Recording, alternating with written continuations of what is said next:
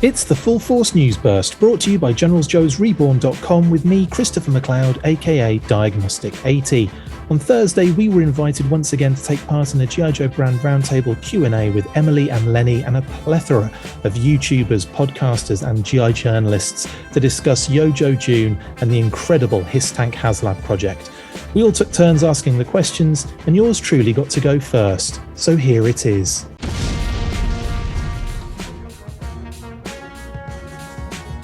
Well, I suppose I'll kick this off then. First off, congratulations, guys, on the HasLab. Oh my goodness. It's like over 10.5K at the moment. So yeah, keep that going. You guys must be really happy first and foremost, but I'll get stuck into the questions. So my first question is regarding the development reveals.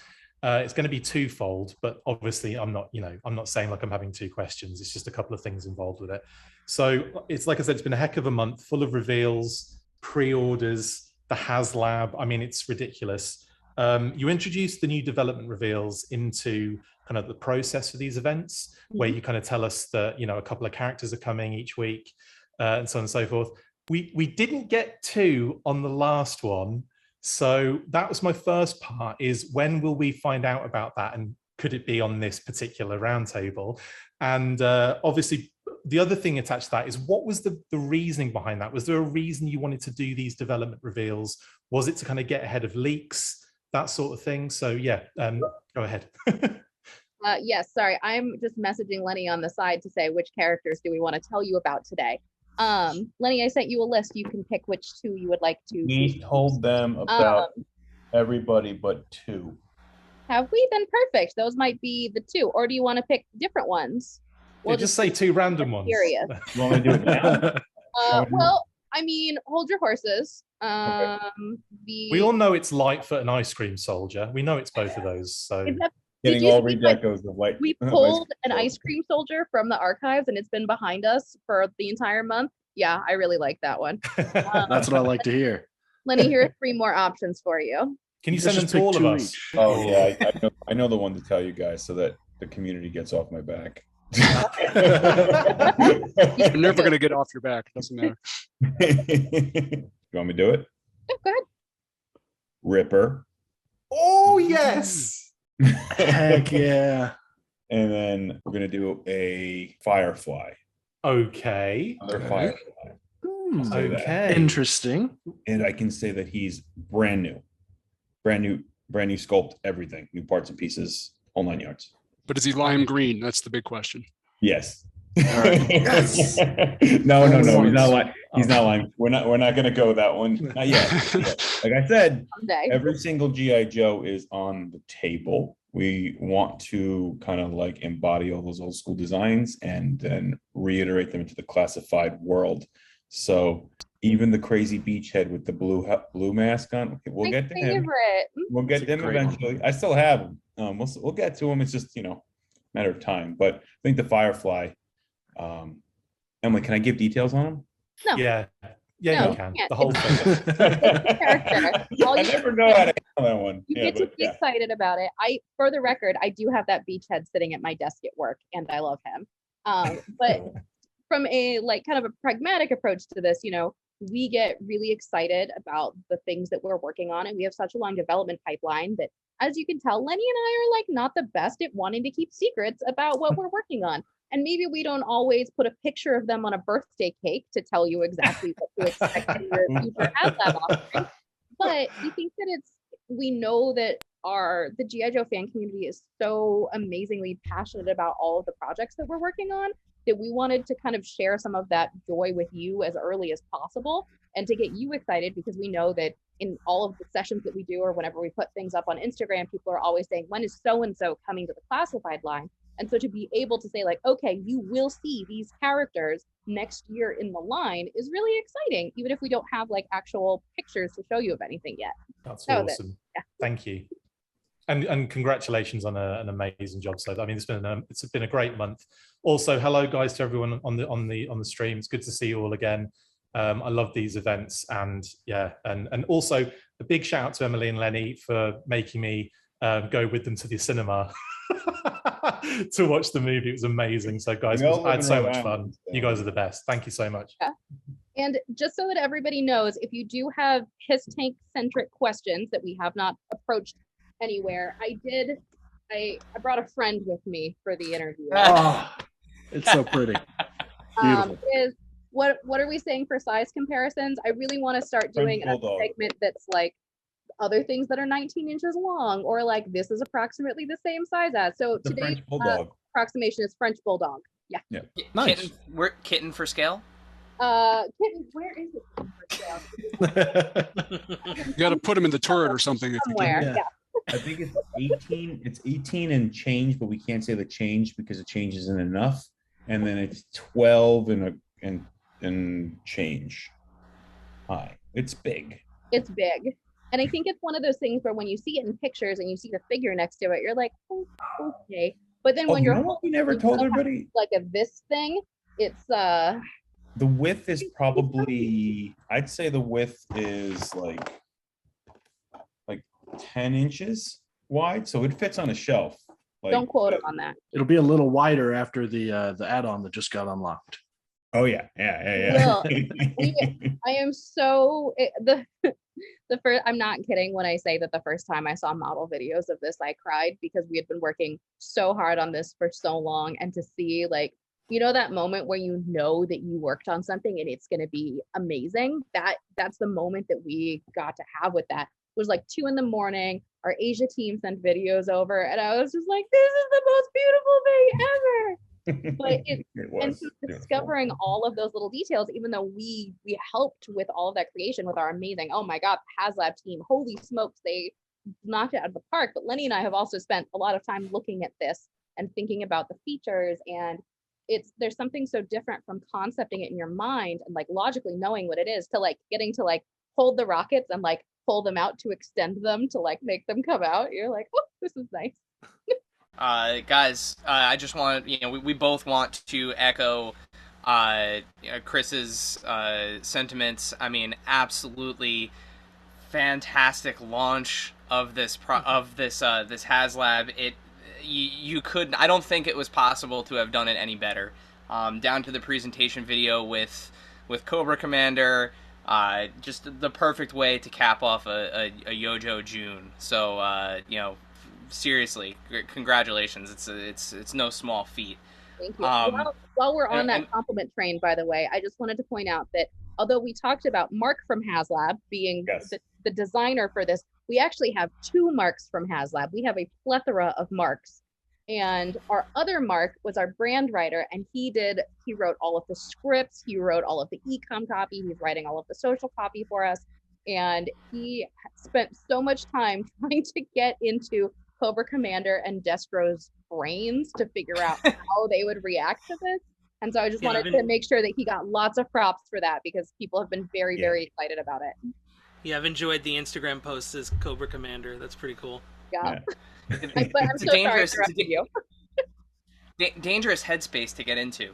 Right? Yeah, definitely showing up in meetings, being, real full of himself. Just kidding. He's like the sweetest guy ever.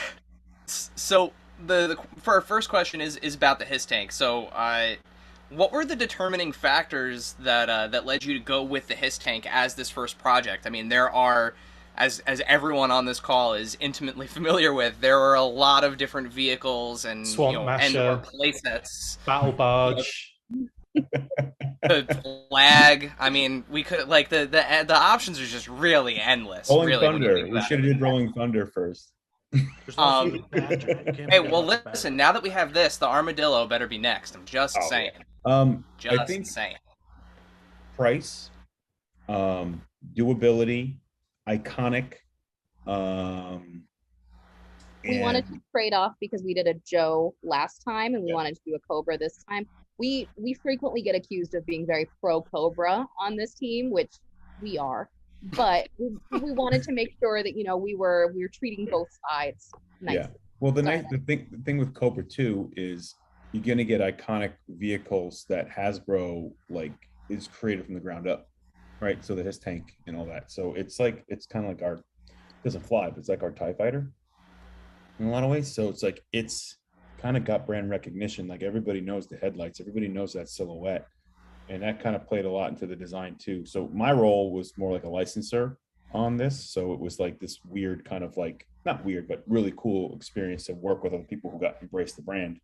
But it was like it's classified, so we're walking this line of like, how much do you upgrade, how much do you not, like in particular the going doors. Like we had a very long conversation with the going doors, and I liked them. You guys notice I like change, but then at the same time, like, but do other people like change? You know what I mean? So but I think from we had to keep it iconic looking, to the point earlier. So from a design standpoint, the choices come from all those things I just mentioned earlier. And then because it's classified, what do you do to it to make it classified but not alienate or change it so much with people? It's like, that's not a HISS tank. And for those, I feel like I can say this because I'll be the one who gets in trouble if I say it, but for those of you who may not care for change, you'll probably really like Unlock number 2 that will be revealed relatively soon. Noodle on that one. But yeah, I think that it's been so much fun to kind of watch this come to life, and that it is truly an iconic vehicle. And as Lenny said, it is very ownably G.I. Joe. We wanted to go out with something that you couldn't, there's no way that you're gonna find like a non-IP or a non-branded version of this that's out there somewhere. This is not a generic tank. This is a HISS tank. And so I think that was really fun for us to get to say this is something that nobody has, which has been amazing. I mean, Emily, I have one. It's sitting on my kitchen table, but you know. Emily, can we mention some of the candidates that didn't make it, or is it too much information? No, I would not say the candidates that didn't make it, because then we'll give away the game. Oh, that's true. But I appreciate you. But I will say one of the things that we are considering is, as we mentioned, in terms of width of this thing, we want to make sure that the vehicles that we are growing to classified scale are reasonable for you to have in your homes. I've commented, I love people's enthusiasm for USS flags. I really do. But like a classified flag, we did some numbers. It would be like 20 feet long and I could stand inside of it. That is not reasonable. That is like a tiny house. Yeah, we even ran the numbers on a basic one, like not basic, an original one, and like, dude, inflation, like not even current inflation, not even this crazy world we live in. Before that, we had run some numbers on it, and it's like, it's not 1983 anymore. Like it doesn't pass any current QA standards. We'd have to redesign it from the ground up to make sure that if you stepped in the middle of it, the whole thing wouldn't collapse. You have to be able to surf on it. Yeah, which could also be fun. But so I think there are elements of realism that we are looking for with our choices, and it's not just necessarily it's not like this is exactly 2 times bigger than the original HISS. Oh, I have a HISS 3 on my bookshelf. I can go get them and show them to you side by side so that you can actually see what the 3.25 one looks like.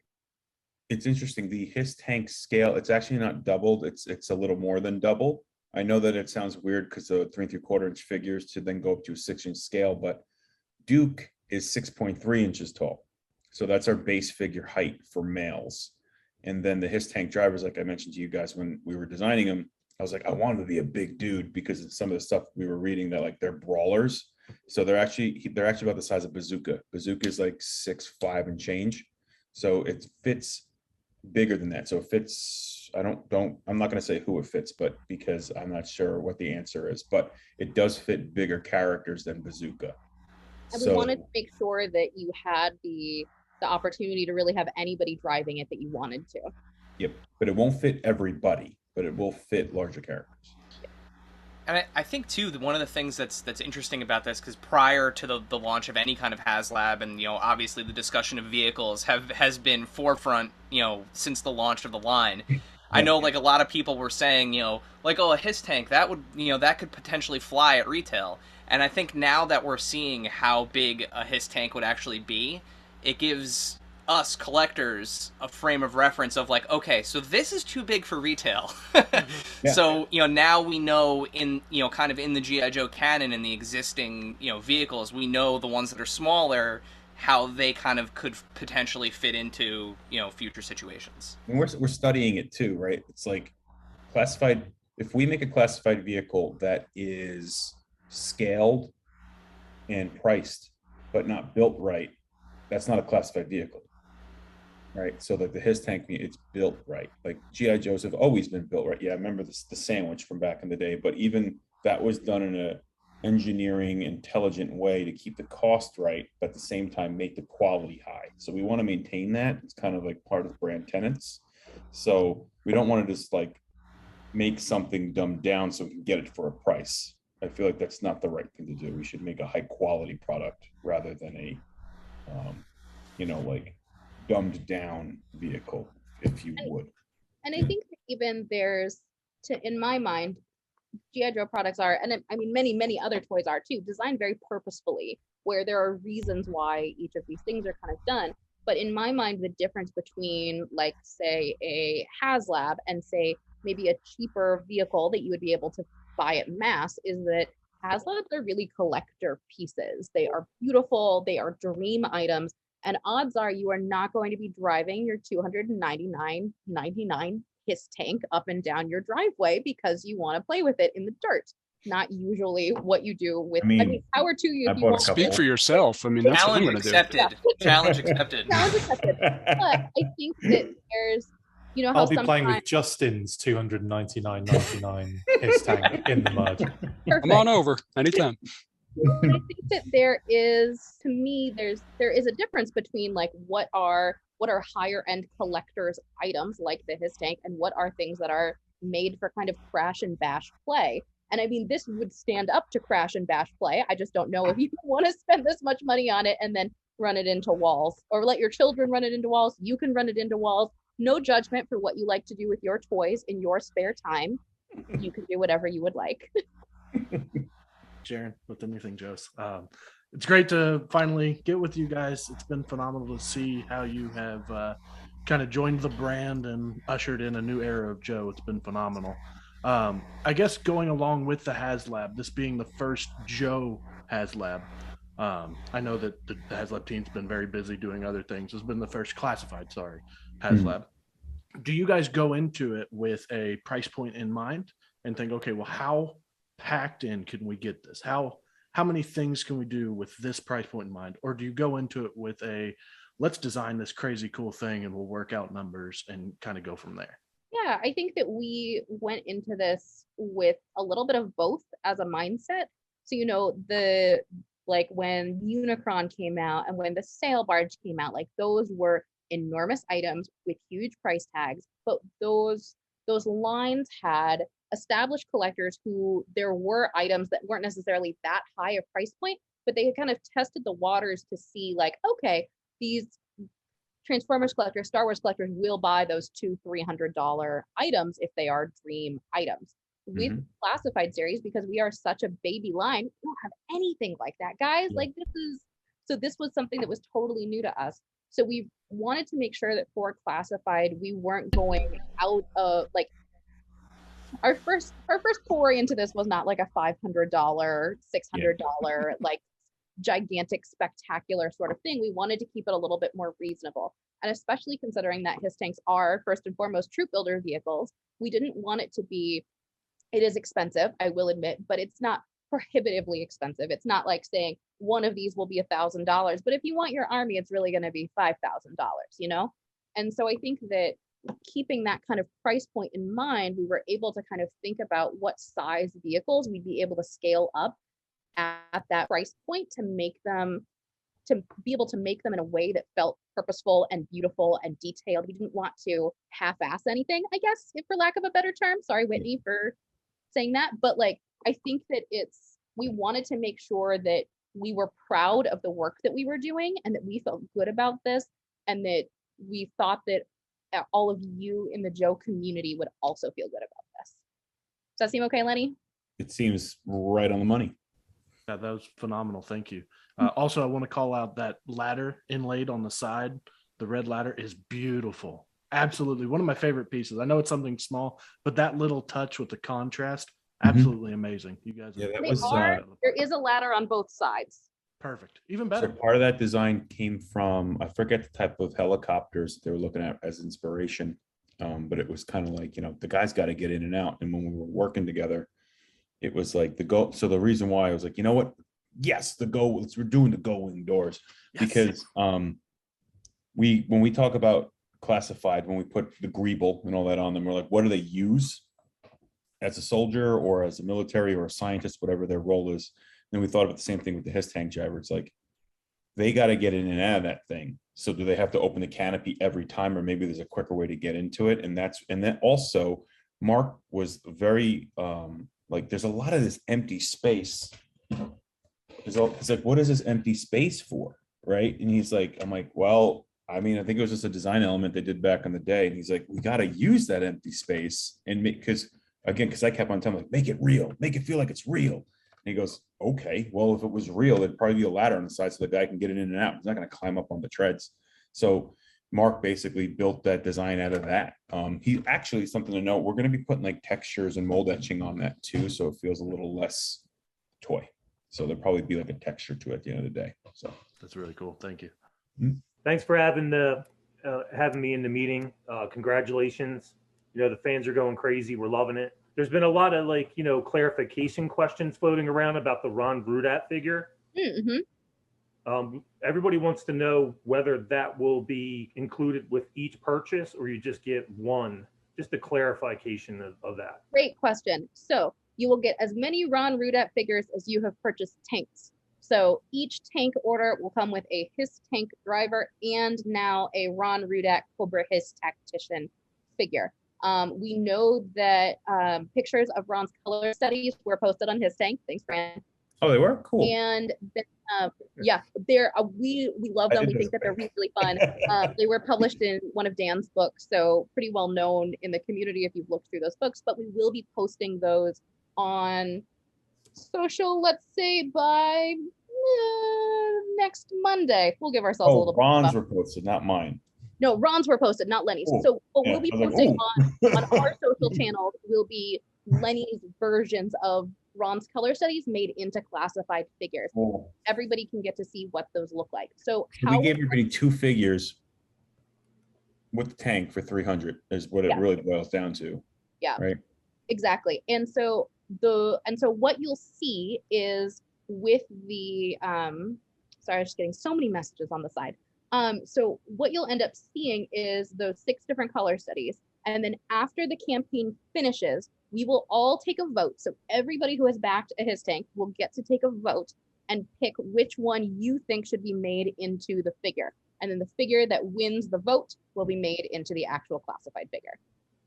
Okay, great. I think everybody was just curious whether you were just getting one figure with, if you ordered 5, you only got 1, or if you ordered 5, you actually got 1 with each tank. Yes, that's a great clarification. And so the way that we're going to do it is basically everything is going to come in a gigantic box and they will be packed in with each individual box.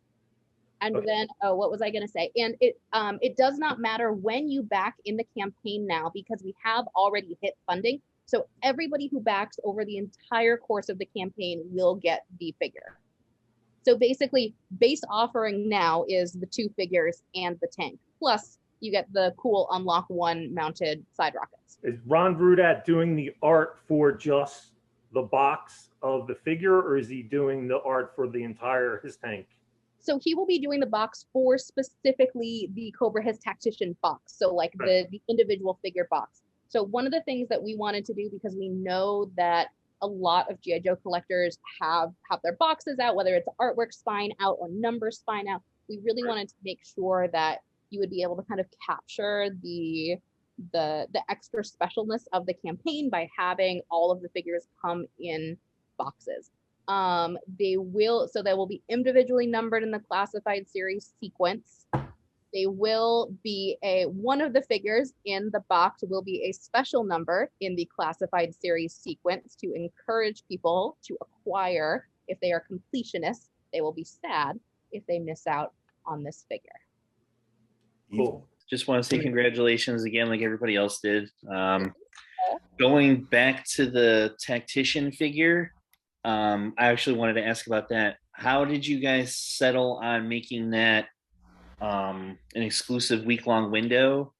How involved was Ron in like choosing that figure? And do you think that offering that week incentive really lit the fire under people to get it funded as fast as possible and make sure they get that figure? Yes, I do. that adds a lot of incentive.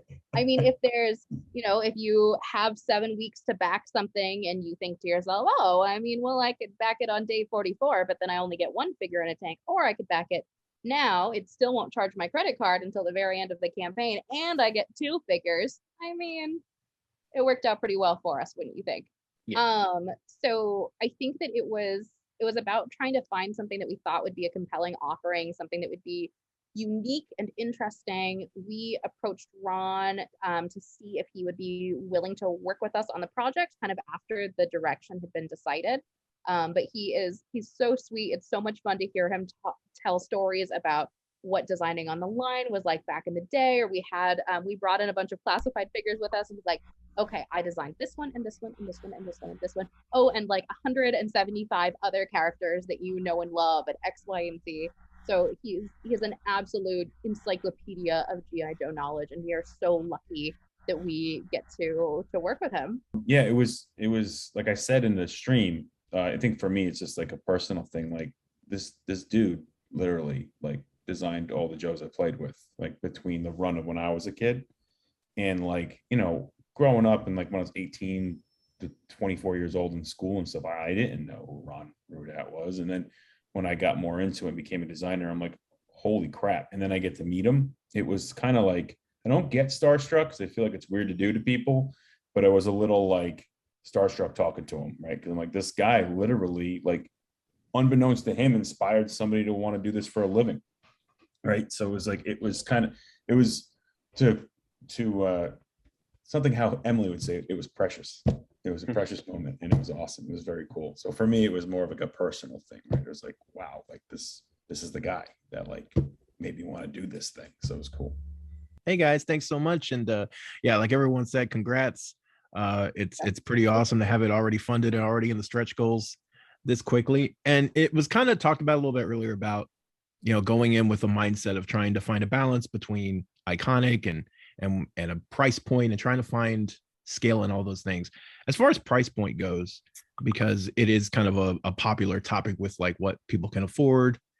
And was there something like a particular item on the tank or in its development that you kind of had to kind of refine and change up kind of due to that price? Like maybe you had, wants to make it bigger or different, expand it, and you kind of just had to rein those in because you had that particular mindset in mind, like you were trying to keep it at a certain price. Yes. How specific there was something in it that we like just no there's so I will be purposefully vague about this, but what we had originally designed we would have had to charge like $600 for. It was like it was decked out to the nines. It was very fun. But that being said, I think that it was really important to us that we did keep that in a kind of more reasonable cost place for this kind of first HasLab for G.I. Joe. And that now that we know that there's more appetite for vehicles like this, there's also opportunities to do smaller vehicles for the line. There's opportunities to do bigger vehicles for the line. And so I think that this is really having this as basically proof to take to leaders at Hasbro to say like, look, man, like that's obviously how I would talk to somebody high up at Hasbro. Like, look, man, look at how we did on this. Is I think it's a huge credit to the G.I. Joe community for making this happen. And I think will directly result in us having a lot more leeway to do other projects like this in the future. Yeah, I think to add from a not telling you what we did, but to say where the philosophy went, it was what are people going to do with it, right? So it's like we had a lot of conversations like, what are you going to do with this large vehicle. It's because this is not apples to apples with Galactus and the Sentinels. Like, we know what you're gonna do with that, like posing and playing and all that, right? So it's like, what are you gonna do with this guy? So then that helped us determine the final feature set. If that helps kind of give where our brains were at. We're like, well, it doesn't need this, but it needs this. And we do fun lab testing on projects like this. So we do bring fans in and say, like, hey, what if we did a project like this? How would you rank these features? What would you be most excited about? What in this list would not necessarily appeal to you? And so that kind of combined with what we were seeing in development helped to inform ultimately what the feature set of the vehicle was. How you doing? Thanks very much for inviting me to the show. And again, as everybody else has said, congratulations on the success of the HasLab. It's been pretty amazing to watch. Not just how quickly it funded, but that it was the quickest to fund is it's a credit to you guys. So I think I kind of want to touch on something that Lenny, you sort of brought up earlier in this conversation, and actually connects a little bit to your comments about releasing a Firefly figure. And sort of as the line has evolved into what it is now, there's obviously been sort of an aesthetic shift in G.I. Joe Classified, where we're looking more towards the vintage designs and a little bit further away from some of the modern elements that it started with. And obviously, I think that's the right choice, because that has kind of coincided with a surge in popularity and success of things like this HISS Tank HasLab.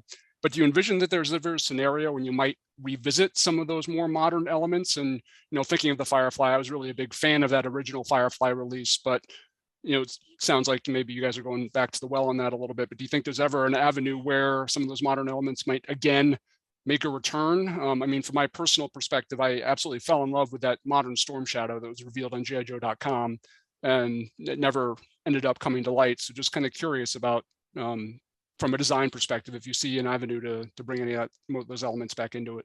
Yeah. I think so. One thing with the more classic look, like we were celebrating the 40th anniversary, so we were kind of peeling it back a little bit with the tech, right? So it's like the 40th anniversary was rolling in, so it's like, okay, let's design a little closer to the original design. We definitely want to continue to push the design, go back a little bit to push the designs a little bit further, but ground them a little bit more. In the original kickoff of G.I. Joe Classified, we were in the mindset of trying to grab a new consumer as well. So like getting into a younger consumer base as with the high-tech details and stuff like that. Also, we were playing with missions. We knew we didn't want to start off with super classic designs because the mission at hand was dealing with Destro and this new tech, and we were kind of creating a narrative. So I think going into 22, whatever year we're in, because our schedules are all wacky, we went more classic because of the 40th anniversary. I think we're going to stay more rooted. I'm not going to say that we're going to be 100% classic, match the amount of pins or details on an old school figure, but 100% drawing more from the old school figure than we did in the past. Like there's certain types of way pants are worn, like the way somebody wears pants today as they wore them like 40 years ago, that we're going to take in consideration. Like, so stuff like that will be probably most likely modernized. Not in all cases though, because certain characters can't touch, like Mindbender. I think Mindbender is a really good example. Like, couldn't touch Mindbender. Like, we actually did. We did one update to Mindbender where we put a little bit of tech on his monocle, and we did that because from a engineering standpoint, we needed to create a better peg for purchase on the face. So by making a more kind of like squared out kind of like tech piece, we were able to make a squared out piece on his face, which then connected it to the head. And it's discreet enough where it doesn't really mess with that old school feel. So I think a long story short really is we want to, as long as you didn't touch the cod piece, Lenny, that's the main thing. It's pristine. He's on it up. Do not touch the cod piece. Thank you. I think the point I'm trying to make is like, we definitely are hearkening more grounded. We definitely want to push it a little bit because I think the brand deserves that. I think the brand deserves to have design and not just iterating what was done in the past. It's being inspired by it. And I feel like the line has always done that.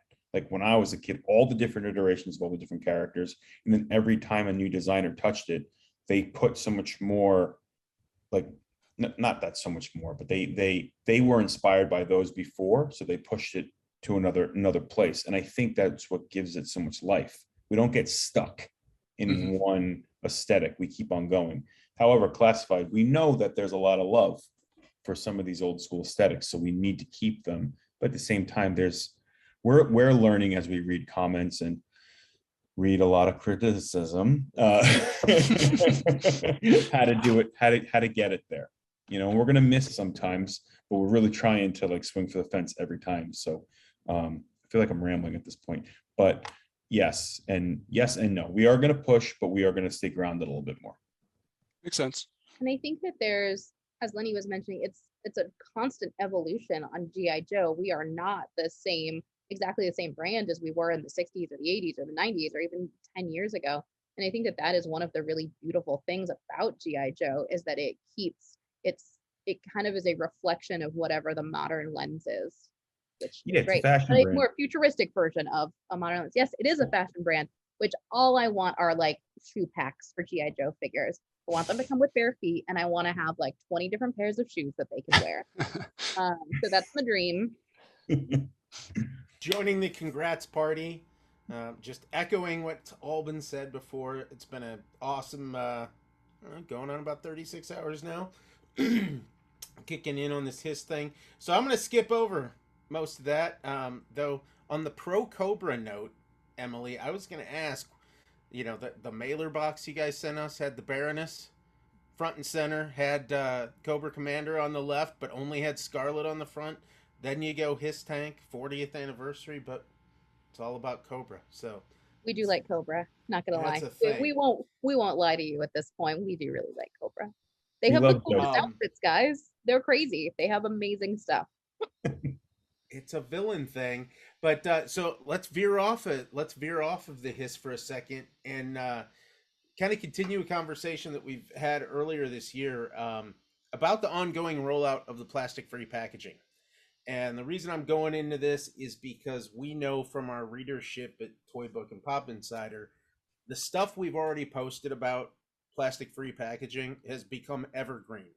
So many people are interested in this. And earlier this month, I was actually at the Astra Marketplace and Academy, which is all of the independent toy stores, some of which are stocking classified along with other Hasbro 6-inch products, and retailers were specifically asking about the plastic-free initiatives. And what I'm curious about is, has there been any feedback to you guys over the past couple months that has sort of evolved into any inline changes looking forward as you're building out your plastic-free model?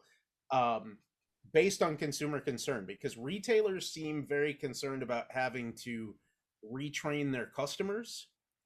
But on the flip side, there's also an added bonus, which it seems like a lot of e-tailers are interested in having packages without the windows on them. How has it evolved since we last spoke 2-3 months ago?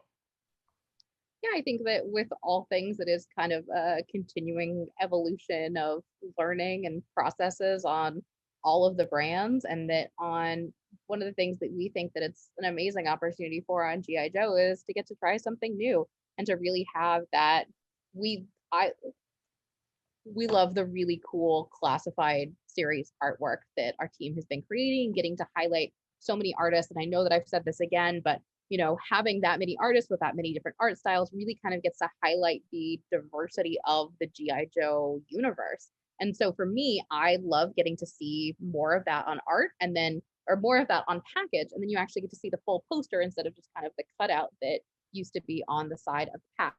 I think it's also interesting from a layout perspective in that it was a challenge to us. We wanted to figure out how to turn this change into something that consumers would be excited about. And so that was kind of our logic behind we have the weapons cache boxes now that all of our accessories come in, so that you end up with these boxes that have everybody's name and everybody's numbers, and they change color for the factions, and that becomes kind of a bonus with that.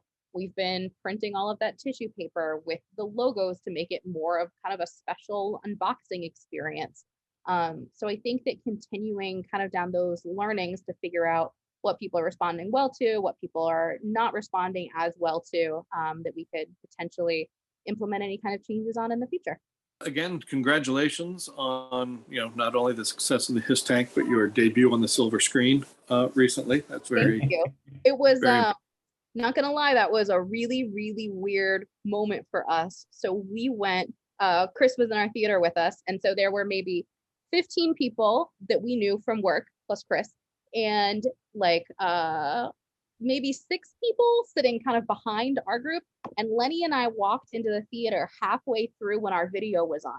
And everybody who worked with us went, ah, look at this.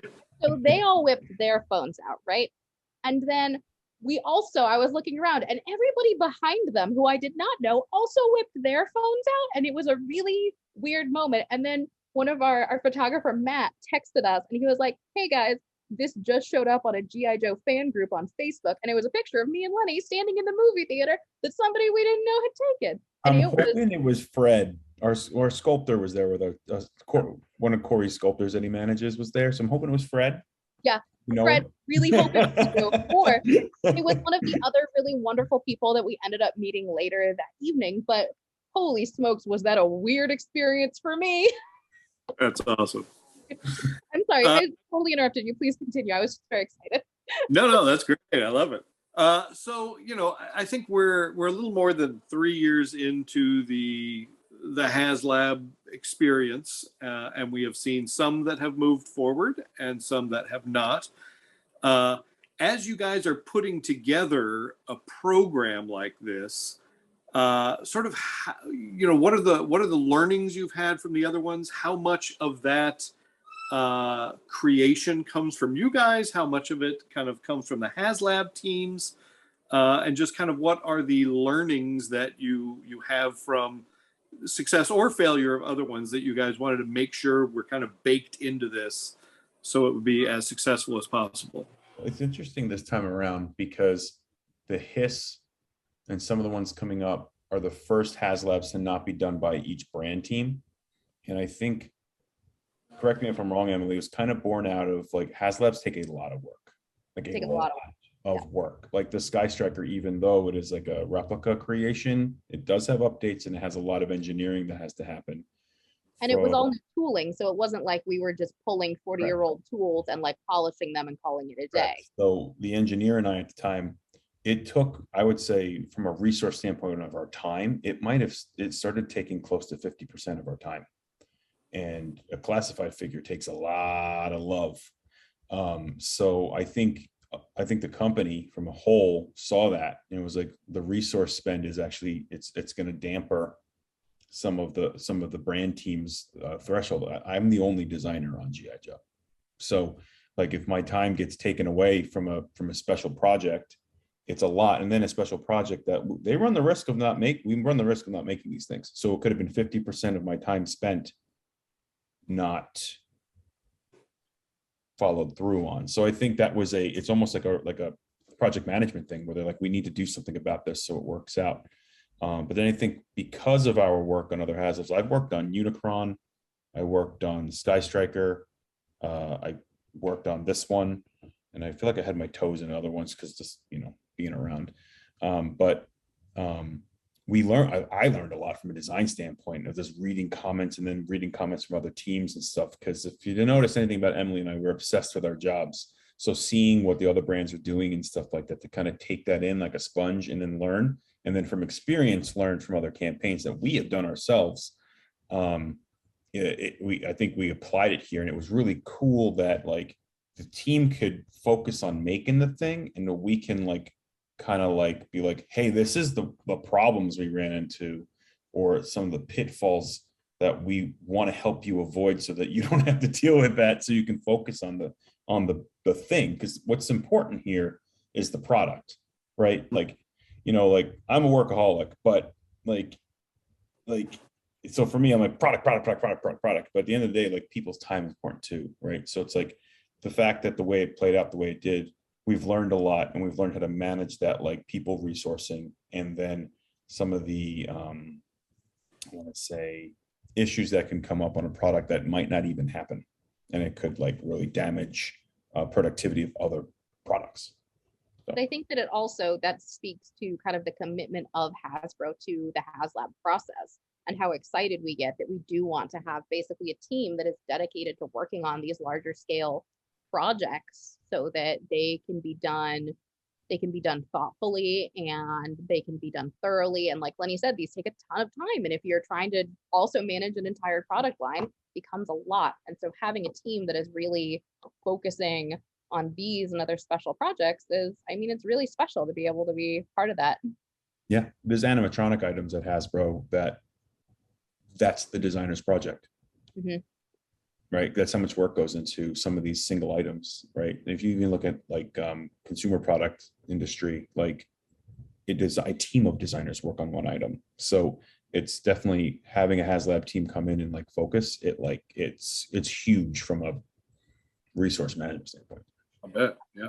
Right, that was a boring answer, but no, I love it. I love how the sausage gets made, so I appreciate it. Thank you. I'll repeat what everyone says is congrats on the fantastic launch. Kind of similar to what the last question is can you go into maybe some of the details as to like what some of those specific lessons you've learned from the past HasLabs? And the other would be is, you know, it's a different team, but is the process different in developing the product? So in terms of, so maybe Lenny, I'll do lesson and you'll do process. Yeah, perfect. So I think that in one of the lessons that we have learned is to really kind of take on the G.I. Joe team personally is to really take a look with a fine-tooth comb about making sure that the items that we are doing are dream items.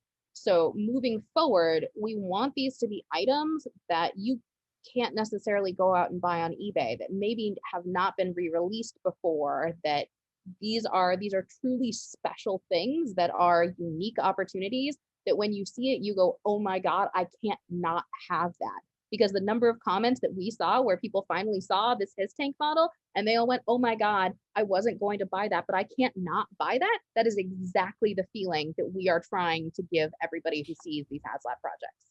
That's going to be my lesson learned. Lenny for process. Process wise, I think in general, it was different here too, because like I mentioned, like it wasn't us that was doing I did the figure, but it wasn't me that was doing the design work of the HISS Tank itself. Also different, we designed a HISS Tank about 3 years ago. We were like, I want to make a HISS Tank. And I was like, I asked my director at the time, like, can I do a HISS Tank? And he's like, yeah, dude, make a HISS Tank, be sweet. So we did one, and it just, there was no plans. Do you ask him in that voice? That's how I talk. That's actually my real voice. I'm talking to you in a business voice right now. Hey man. Anyways, but so we had gone through a lot of like what we thought would be cool and all that sort of thing. So this is a little different animal where like we've always had it as a dream. But with that in mind, so having had some background of actually doing a design study, working with another team to do it, it was really cool actually, because it was like I could take a step back a little bit and like kind of like see the forest for the trees. Is that how that term goes?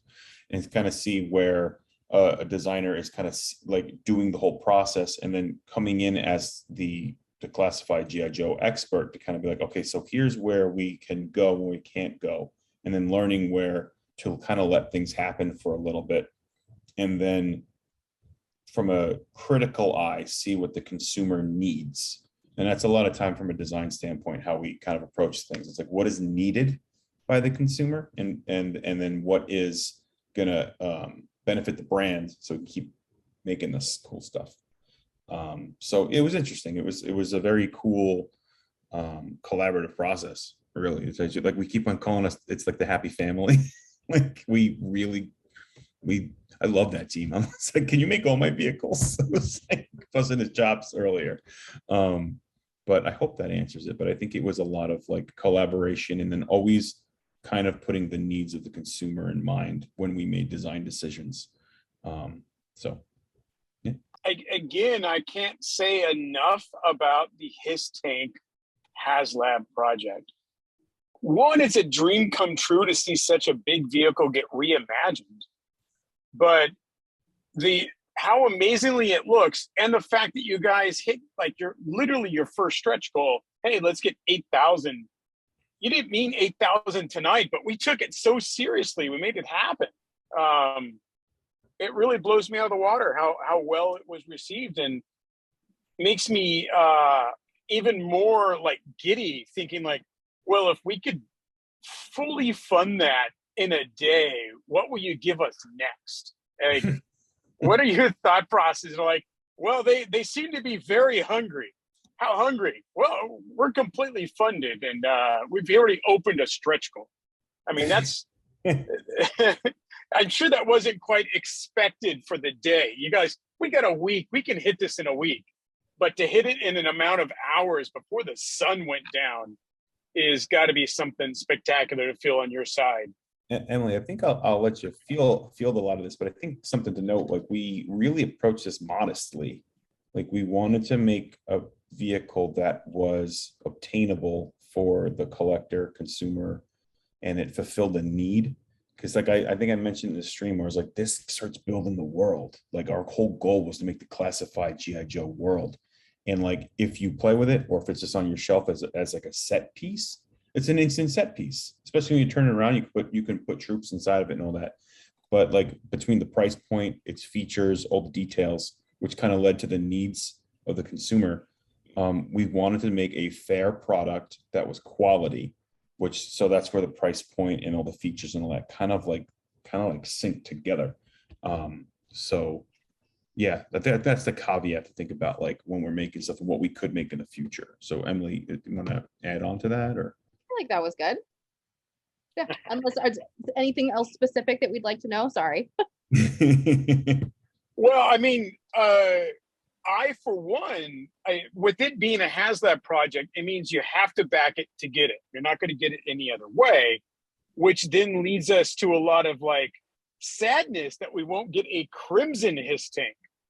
And of course, that's on a lot of our grail lists for collectors. But the fact that we have a black one, and well, we certainly would love to have a red one to go with the black one. You know, I mean, just throwing it out there. So what I will say is that you won't ever see this HISS tank again. That doesn't necessarily mean that you will never see any other iterations of HISS tanks in the future. So I just bought you a cat toy. Give me your address. You just got a cat toy. So I would think that, you know, never say there have been so many different iterations of different G.I. Joe products over the years. And that everybody, depending on, you know, when you started playing with G.I. Joe, you have a different HISS tank that you fell in love with. That was the one that you were playing with. And so we really do want to kind of continue appealing to as many of those different groups as possible. So just because we are doing a black one for the HasLab does not mean that you will not eventually see other colorways potentially in the future. Don't quote me on that. The septic tank is coming, is what you're saying. Yeah, septic tank is coming. I love the Warriors. Oh, what a phenomenal line of just weird products. But we had a long conversation about that, by the way. The whole like, there are a lot of types of HISS tanks, and it like was like, I can't say much, but it was a very long conversation back and forth, because it was like, you have to consider that, like, you know. So I won't say more, but it was a long conversation. Scott, are you inside of a HISS tank right now? Sorry? Yes, I am. Actually, I'm driving my own HISS tank currently.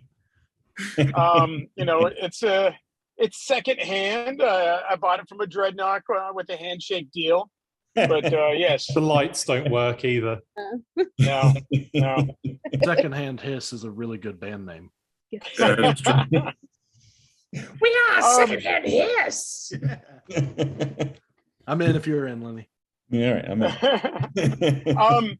in. I'm glad to hear about 2 more figures that we have coming along in the pipeline. Dreadnought Ripper, of course, we're really happy with Zartan that we've gotten. I just keep buying it. I don't care how many Zartans you throw at me. I'm going to keep buying that guy. But to get an additional Dreadnought now, and here it's Ripper, I can't wait to tell Neil Ross that he's finally getting his classified figure. We got to get in. They're very important to the world, right? So Dreadnoughts I love Dreadnoughts. just out of interest, with the development reveals, are we allowed to say that now, or do you guys plan to drop that information like in a different way? Oh, I mean, we'll probably end up posting it on social eventually, but you guys are welcome to say it. That's fine. Cool. Thank you very much. Of course. Right now, there's a fury of thumbs on Twitter. Yep. I'm really almost at a loss because so many other people have already said like some of the great things that I wanted to say about this project. With it being a troop builder, do you think that was one of the reasons for the success of the HasLab HISS Tank? Because a lot of guys that I know were like, yeah, I bought 2, 3, 5 tanks. Like, they really went all in with numbers per HasLab that we probably haven't seen since like Sentinel.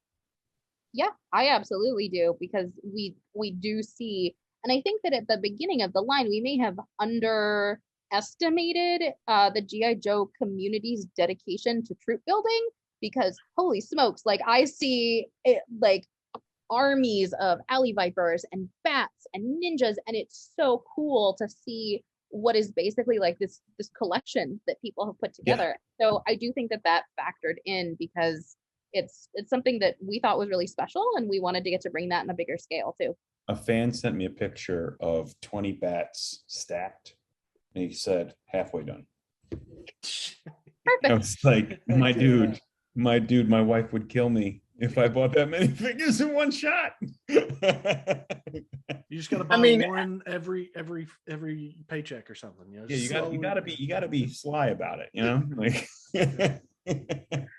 I personally know more people than I have fingers that have hundreds of bats and alley vipers and cobra soldiers, hundreds. And very flattering to see it. Like, it's like we as a team, like we put a lot into it. So see that, it's like, and see that's bringing joy to a lot of people. Like it's the best like payback for like the work we do. It's really cool. Coming back a little, well, we've kind of talked a lot about the HasLab, so I might push that off a little bit for this other question.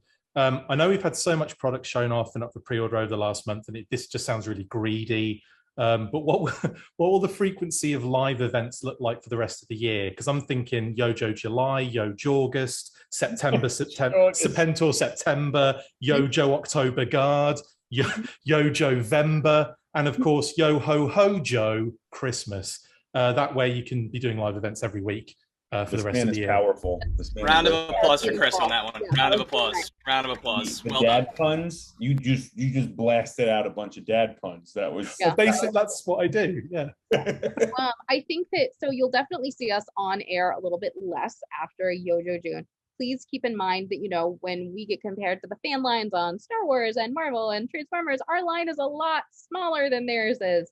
And there is definitely an expectation that when you see us, we will be pre-ordering and revealing some kind of new product. And our line isn't big enough yet to be able to do that with that much frequency, which I mean, we're excited for it to eventually get to that point, but unfortunately it's not quite there. So we will be doing, we'll be at least doing some kind of live streaming events during Comic-Con next month. So I think that will probably be one of the touch points. And then you'll probably see us on something before then, because we'll talk about the HasLab at some point, I would think. Let's get through this weekend first. You guys went a lot faster on this project than we thought, so we thought we'd have a little bit more time. So we're scrambling on the back end. But in the best way possible, please allow me to complain that you funded this too fast, and I needed a little bit more time to write social copy or get social copy out. So you'll definitely see us at Comic-Con. Likely for a couple of things in the fall, at least we'll have some touch points. So more information on that to come. Thank you so much. That's awesome. So you mentioned kind of, as you were talking about the HasLab HISS a little bit, which ties into some other questions that I had about story. You mentioned this is kind of unveiling the G.I. Joe world, so to speak. Is there going to be an opportunity that we can read or visualize what this new G.I. Joe classified world is? Will there be story elements that are woven in any other media and any other formats beyond just some snippets on some packages here and there, especially the Cobra Island exclusives? Just curious kind of how that story is going to be told visually. Currently no plans on that, but we are always looking for kind of new ways to expand the brand and expand the story. So potentially stay tuned on that in the future. Our photography, I think, Yeah, it's really the photography. It's really photography that we're doing it through, right? So it's like we're creating a love letter to G.I. Joe, essentially, with classified. So through the photography, we create like a little narrative, like when Duke getting captured at Cobra Island and stuff like that. So we've got a question from our followers and from our listeners that's been pretty much the consistent question that they've asked. The Joe team has many victories against logistic hardships since the launch of the classified line. Do you guys see a light at the end of the tunnel for any US-based shipping delays? Shipping issues are still going to definitely be a thing, but what many people saw in the last couple of days is people started getting shipping notifications on Crocmaster and Fiona, on Storm Shadow, on Spirit, on the Cobra Officer. And so we are starting to see after what we will be happy to acknowledge as we're not happy to acknowledge any of it, but we will acknowledge a very long drought of G.I. Joe figures. And so now what you are seeing is basically there were 6 months of product delays. And so these were figures that in a perfect world would have come out in February, guys, like absolutely bonkers. But what that means is that now we have figures that would have come out in April that are kind of going to be shifting to more of an October timeframe of this year. And so there will not be another 6 months of no product like we saw in the spring. Now, basically, we're just backfilling fall with all of the spring products that was supposed to come out earlier this year. So again, we thank all of you for sticking with us. We want to emphasize we are not sitting on giant piles of G.I. Joe products like dragons guarding like case pack boxes of figures. We're shipping things out as fast as we can. Ultimately, it is up to retailers in order to distribute those as to their policies, but that we are working with everybody to move as fast as humanly possible and get figures into your hands. That's why we make toys. We want you to get to experience that happiness and that joy of playing with those figures. So again, thank you for sticking with us. We hope everybody gets a Crocmaster soon. Regarding the HISS tank, once we crush the 4 goals, because it's going to the moon, are you guys adding extra goals? And I would like to suggest the Baroness from number 75, the blue-toned, double blue-toned Baroness. It's probably out of the budget, but maybe it's a figure you can stick in there in the future. I cannot comment on this at this current time. There are currently no plans to add additional tiers, but we're always looking to see how we can potentially improve campaigns. Okay, my other question is about San Diego Comic-Con. Is Sergeant Slaughter going to be available for purchase there? And will the HISS tank be on display? The HISS tank will be on display. Sergeant Slaughter will be going up for pre-order at Comic-Con. So he will not be available to purchase on site? We will not be selling products on site this year in the Hasbro Pulse booth. Okay. So because of supply chain issues, we will be, the majority of our items, I believe, will be pre-orders. But also, like, it's such a schlep to have to try to get all this stuff home, guys. Order it online and have it shipped to your house, and then it'll just magically, show up, and you'll be excited. No more ticket line to get online. Exactly. Go to shipping to send it home. Yeah. You gotta love San Diego, though. It's beautiful. I enjoy going out there, and I love meeting the team and seeing things in person. It's just great. Yeah, Emily and I will be there, so we'll be showing off the tank. It will probably be a year that I miss, but next year I'll definitely be out there. Oh, cool. Awesome. And not to speak for the other brands, but is that just G.I. Joe that's not going to have anything for sale, or is no Hasbro going to have anything for sale at Comic-Con? All Hasbro. We are not doing a purchasing booth for Hasbro at Comic-Con this year, so it will all be online through Hasbro Pulse. Are the weapons racks removable? Can you take that out to add the figure for more room to get the figure in there? So currently in the model, it is. And we were looking at, so originally the build of the back was going to be, the weapon rack was going to be on the far wall. And we were going to put 2 jump seats. But what ended up happening was, because of the scales of the figures, we actually used a bat, because a bat's like a good, big, but not too big figure form. And it ended up being very cramped inside. And it was kind of becoming cattywampus to get the figures in and out of the HISS tank. So then it was rearranged to put the rack on the side. It may be, for engineering reasons, removable, because I think it'll be easier, one, for people to put their weapons in and then pop it back in there, because otherwise taking your big old muffin hands, if you're me, and putting your accessories in there. So we don't have an answer yet. Is there a space for 2 seats though, Lenny? Actually, no, because of the turret cup or the Oh, turret of course, stand. right. You wouldn't be able to get him in and out. It fits the one figure comfortably. If we would have put more in there, it would have got messy. Mark tried though, very hard, but it got wonky. Thank you very much. I have more questions, but I know other people have them. So follow up on something about the HasLab program. Now that you guys have found this like kind of sweet spot with the price and features and everything that you can get going, and Emily, you mentioned some smaller vehicles potentially. Is what kind of potential is there for Hasbro to kind of increase the frequency of HasLab for smaller projects, for smaller items? Is that something looking ahead that might be possible, where it's not like a huge, bank breaking project, but if you are doing smaller ones, you could get more of them more frequently? So that's an interesting question. So one of the things that we were thinking about in terms of HasLabs is there's really kind of two different ways to do HasLabs. So you have like your Galactus or your Razor Crest that are these one really big, exciting thing. And then you have kind of like little fiddly bit unlocks that go with it. Or you have these items that are more kind of collection assortments. And so that's really how we were viewing the Sky Striker, was as more of a collection. It came with 7 O-ring figures. Is that what we were up to? It came with the stand, it came with the vehicles, it came with all of the stuff.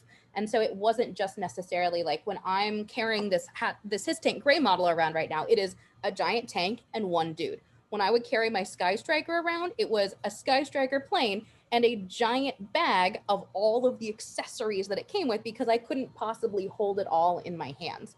And so I think that it's an interesting way to kind of look at, what necessarily makes up a collection HasLab versus what kind of smaller things could we just do individually on their own. And I think that that is something that is definitely, we are still kind of exploring as a company for how the difference between those two things works and what fans will feel is really exciting and a good value proposition for them, because we really want to make sure that you all feel like this is something worth investing in. We want you to get excited about it. How and when do we find out about the remaining stretch goals? Solid question. After we unlock them. So as we go through, we will be basically updating the website and social with information about those new unlocks. I know we hit one this morning. We're a little bit behind schedule. Our wonderful social human was preoccupied with another project for this morning. So he is working on getting those up. So we'll work on him for end of day. How does that sound? You're not gonna just whisper it in our ear? No, I will not, because he'll be very disappointed in me. So, but I think that you'll be excited when you see them. But the plan is, so we're not gonna if we hit 14,000 backers tomorrow or whatever, we're not going to make you wait 4 weeks for the last unlock tier. That would just be mean. One, I just want to say that cattywampus should be used more often in everyday vernacular. It is a fantastic word. Two, in my particular storyline, if you will, Sergeant Slaughter is totally going to steal the HISS tank. So if I so want to put him in it, does he fit? Even if I had to remove a hat. If I have to remove a hat, I just want to make sure he fits so the story can play out properly. I'm pretty sure he does, because Slaughter and Roadblock are similar heights. Perfect. So yeah, that's me. Yes, I don't think with his hat on though. Oh, okay, that's cool. He can totally take off the hat. Respect the tank. In the video you two superstars appeared in at the screenings, you guys mentioned that by the end, I think you said the end of 2023. There's going to be 100 classified G.I. Joe figures. Does that mean that we're going to see a big uptick, maybe not before the end of the year, but starting in 2023 in more quarterly releases? Or does that mean that we're just going to get bigger, since we're getting 6 figures per wave now, it's just going to add up quicker? A little bit of both. As a clarifier, 5 figures per wave on classified. I'm sorry, 5 figures. I'm sorry. Just wanted to make sure nobody was disappointed. But it's a little bit of both. So it'll both add up quicker, but also there are just more figures as we kind of age, I guess, as the line gets a little bit older, we keep people are responding really positively to the line, and so we are being given allowances to make our line bigger and bigger, which is amazing. And so I think that it's really exciting that it'll be kind of a combo of both. But more figures just overall, I guess. And it's not necessarily that there will only be 100 figures by the end of 2020, but that sometime in 2023, we will be hitting the 100th classified figure. Okay. And lastly, is there any way you could just kind of whisper what the box numbers will be on the HISS Tank driver and the other figure? No? Okay. Not yet. But I bet you might be able to guess. It's something that will make you say, ooh, she crafty. Okay. So obviously the HISS Tank is a hit. I think everyone should be probably pretty happy with how quickly it hit its goal and the enthusiastic response.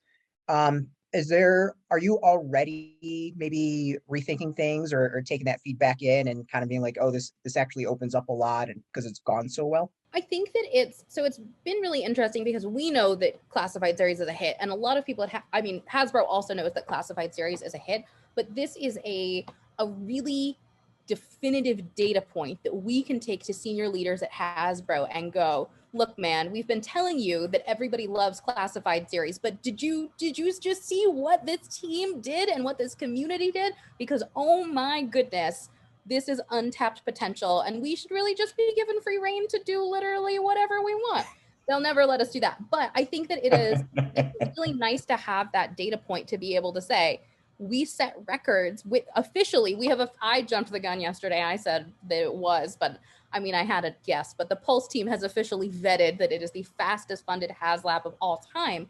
And so to be able to take that to our leadership teams and say that, I think it's an amazing statistic for us because it says the appetite is here. We need to continue doing things like this, and we need to continue pushing the envelope on what we can do on G.I. Joe, which is amazing. They were going to let us do it anyway, but this will just be like, they'll be extra excited about it now. Well, it creates internal PR, like at any company, right? Like when there's a success, you learn from those successes, just like you learn from your losses. So I think as we see this success, I think people internally start feeling the buzz, I mean, once again, thank you guys for inviting me. It's phenomenal to get to be here with all these awesome, incredible people that are involved in this community. Before I ask the question, let me just say I am a convert of the classified line. So thank you guys for what you've done. I was not a Joe fan until that 00 Snake Eyes came out and fell in love, and then have followed the line since then. So thank you. The other co-host of our show has been a Joe fan for his life, so it's been a really fun adventure getting to learn, and you guys have been doing a phenomenal job. So with the success of bringing back O-rings, kind of going back, seeing the Stinger released and announced, with the success of the O-rings, are there any plans to revisit 4-inch modern scale, or even we've got the 60th anniversary of 12-inch coming up? Are there any plans to maybe branch out and hit even a specialty figure in those scales? Come back to me on that one. We're still trying to figure out exactly what we're doing with the line in terms of future kind of things that we'll be able to celebrate. Come back to me on that. Okay. I'm sorry, I don't have a better answer at this point, but eventually I will have a better answer for that. It's fine. We'll get your fashion brand. If we can get that 12-inch, then you can get your shoes. Perfect. Then you get your little outfit. Exactly. One of my big dreams when I was on Power Rangers was I wanted an Astronema doll that had all of the different wigs that you could put on her. And I felt like that would have been a really solid use of Power Rangers time and money. But we figured out wigs on G.I. Joe. So yeah. Lady J was perfect with her different swappable hair and heads. So even if it's unclassified, we can get it working. Yeah. Let me go grab that 3 3/4-inch tank and put it next to our big French. 1 second. Oh, yeah, that's a good point. Can I ask a quick question then while that's happening? Just very quick. Like with the O-ring line, Lenny, and obviously it started really strong with the HasLab, the Sky Striker. Mm-hmm. The releases have been quite minimal, like, not as many releases. Are you guys looking at maybe increasing the release on the O-ring line at all? Like, because I'm thinking like, I kind of want to get to like, Pythona or, unreleased kind of stuff like Ninja Commandos and things like that. Yeah, so we're still trying to figure out the release cadence for O-ring. That will be another one that we'll come back to you on. No worries. I just wanted to kind of make sure I put it out there. Thank you guys. I would just like to point out for all of you lovely folks at home that this This is how I keep my HISS tank with my 6-inch Baroness figure riding on top of it like it's a bumper car. I don't know if Lenny's seen that before. No, I haven't. I'm delightful. Everybody always remember that. All right, so everybody see this for size comparison? I'll take an official picture of this and put it up online too, but all right, now my arms hurt. Cool. But as you can see, it's huge compared to the 3 and 3/4 inch scale one. I'm telling you, it's a French bulldog without ears. There he is. Our beautiful little friend. Oh, and here you can actually see, I have to put her hips back in. So, like here's Baroness standing in the turret on this one. So she's about yay tall. Say that figure is phenomenal and is very, like, I love that figure. It's a great Baroness. Thank you. Thank you. All right, on that note, thank you everybody so much for hanging out with us. We really, really appreciate it. And again, really want to say thank you again to everybody in the community who has backed the HISS Tank. Like this is it is a truly record-setting moment for HasLabs at Hasbro and the G.I. Joe community. And so we are so, so, so thankful to be part of a team that gets to make products for such amazing fans. And this truly, truly has been a multiple team effort to make this really come to life. And we think that all of you are going to be really, really excited. Yeah, the funding, you guys definitely made the funding moment less like, you know, when you watch the movies and NASA's like counting down for the rocket to go up and then the rocket goes up and there might be a problem. And then everybody's feeling like, oh my God, what have we done? You made it feel like, oh my God, what have we done? So thank you. Thank you. And thank the community. It's been awesome. That's it for this installment of the Full Force News Burst. Make sure to like, comment and subscribe. See you next time, and as always, Full Force.